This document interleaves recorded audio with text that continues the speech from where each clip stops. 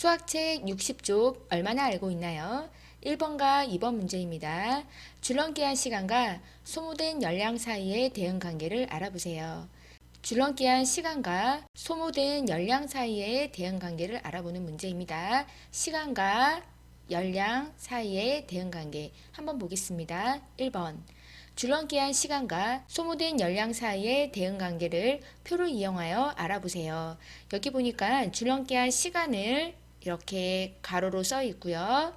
소모된 열량, 킬로칼로리는 이렇게 두 번째 표에 되어 있습니다. 단위는 뒤에 괄호로 표시함으로써 여기 표를 쓸 때는 이 분이라든지 킬로칼로리를 일일이 쓸 필요가 없게 표를 보는 방법은 다 알고 계실 거예요.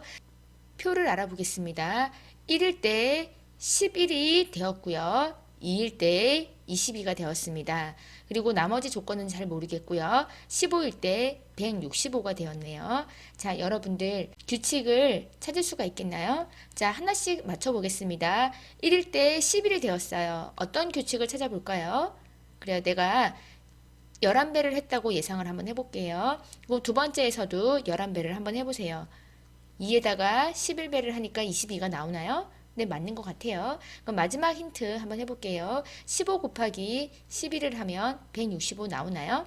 네, 맞습니다. 그러면 시간과 열량의 관계는 시간에다가 11배를 곱해주면 열량이 나오는 거라고 할 수 있겠네요. 자, 그럼 표를 채워보겠습니다. 6분일 때 6 곱하기 11은 66, 10일 때는 110. 반대로 열량이 660이면 나누기 11을 해서 66분인 걸 알 수가 있습니다. 2번 줄넘기한 시간이 네모분일 때 소모된 열량 칼로리를 자신만의 기호로 나타내어 보세요. 그 기호를 사용하여 줄넘기한 시간과 소모된 열량 사이의 대응 관계를 식으로 나타내어 보세요. 자, 구하는 거 보겠습니다. 소모된 열량을 자신만의 기호로 나타내 보라고 했네요. 줄넘기한 시간을 네모라고 주었을 때 소모된 열량은 어떤 기호로 나타내는 거예요. 그렇게 한 다음에 줄넘기한 시간과 소모된 열량 사이의 대응 관계를 식으로 나타내는 겁니다. 줄넘기한 시간과 소모된 열량 사이의 대응 관계, 바로 여기 문제에서 제시한 거죠. 그래서 우리가 구하는 거는 줄넘기한 시간과 소모된 열량 사이의 대응 관계를 알아보기 위해서 1번 과정과 2번 과정을 거치게 되는 거예요. 줄넘기한 시간과 소모된 열량 사이의 관계 한번 알아볼게요. 자, 이때 기준을 시간으로 잡을지 열량으로 잡을지 정하시면 됩니다. 선생님은 두 개 다 한번 해볼게요. 만약에 시간이라고 잡았을 때 열량과의 어떤 관계가 있는지 보겠습니다. 열량이 11일 때 시간은 1이 나와야 되죠. 그렇죠? 열량이 22일 때 시간은 2가 나와야 됩니다. 자, 이 관계에서 보시면 열량을 11로 나눠주면 시간이 나오는 걸 알 수가 있습니다. 두 번째 경우 알아보겠습니다. 이번에는 열량을 기준으로 삼았을 때 시간과의 관계에 있어서 시간이 1일 때 열량이 11이 나왔으므로 곱하기 11을 해주면 되겠죠. 자, 그러면 마지막으로 기호화 해주면 될 것 같습니다.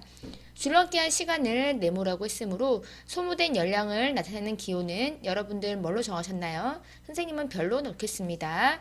그러면 시간 자리에는 다 네모로 놔주시고요. 열량 자리에는 다 별로 놔주시면 되겠죠. 자, 이렇게 한 것을 기호로 써주시면 될 것 같습니다.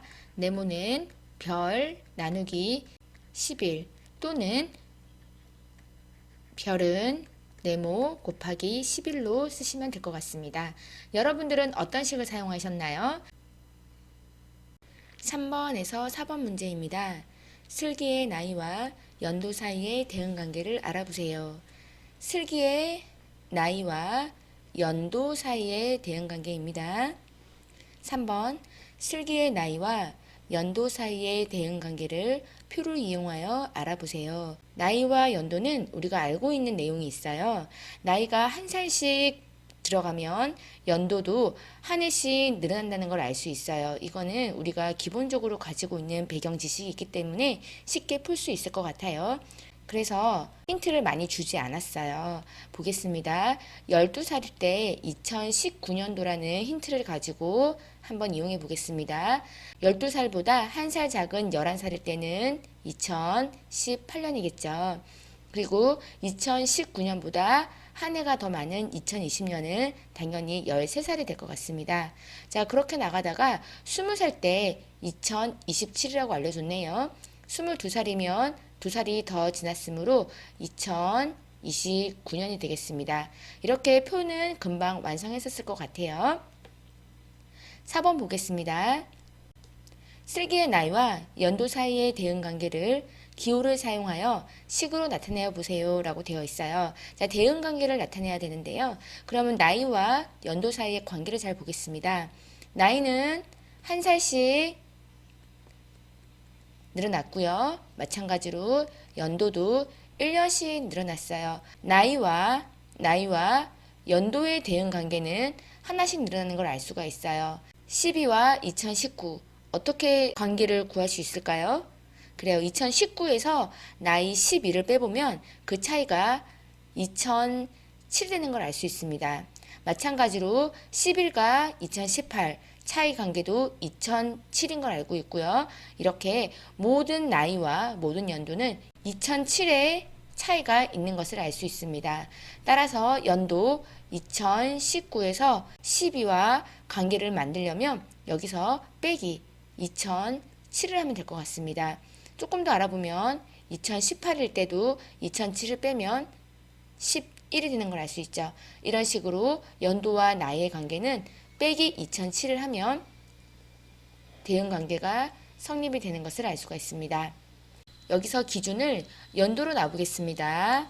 자, 연도가 기준이 될 때는 연도는 나이에서 반대로 2007을 더하면 되겠죠. 자, 이제 남은 거는 기호를 사용해서 식으로 나타내 보겠는데요. 슬기의 나이를 별로 둘게요. 연도를 네모라고 둘게요. 여러분들은 어떤 기호를 사용하셨나요?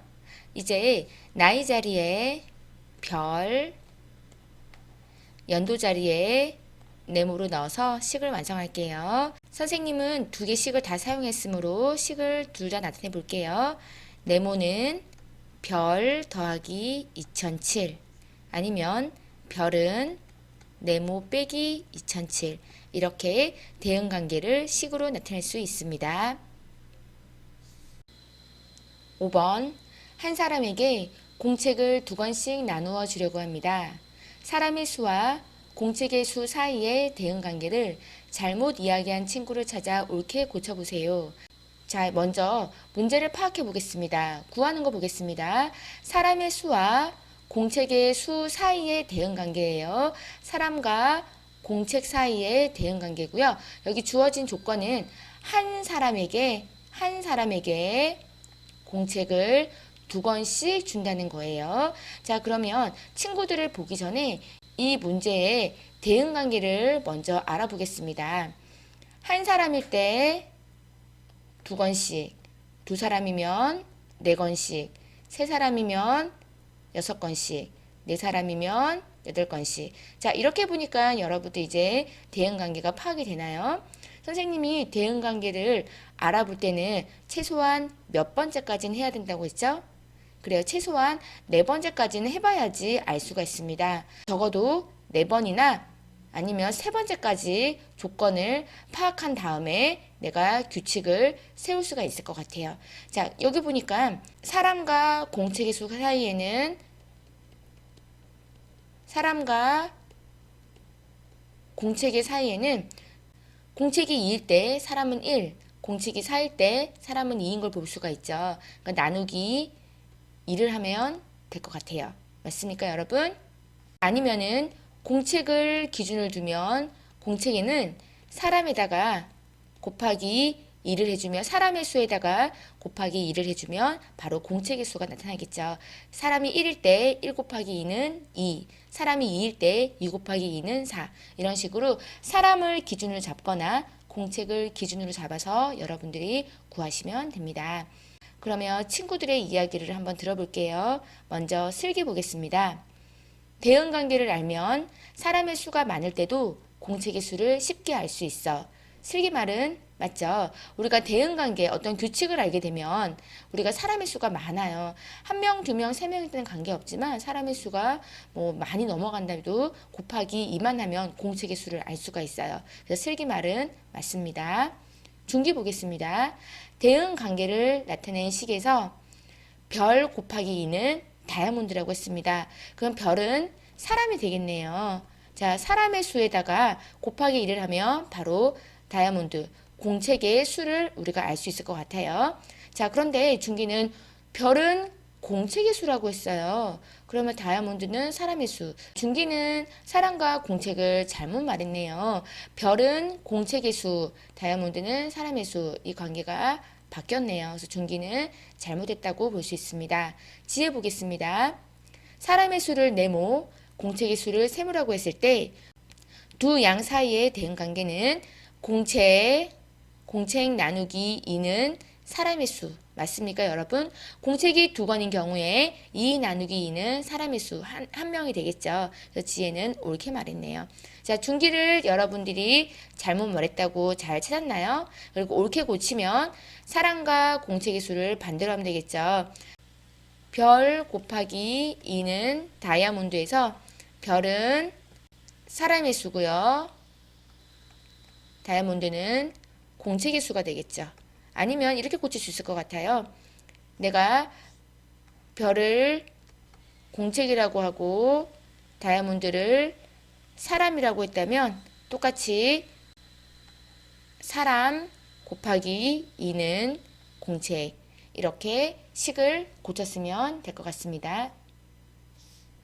6번 대응관계를 나타내는 상황을 하나 쓰고 그 상황에 알맞은 식을 세모와 네모를 사용하여 써보세요. 그래요, 여러분. 이 6번은 여러분에게 맡길게요. 그럴 때 세모와 네모를 놓고요. 여러분들이 다양한 대응관계를 나타내면 될 것 같습니다.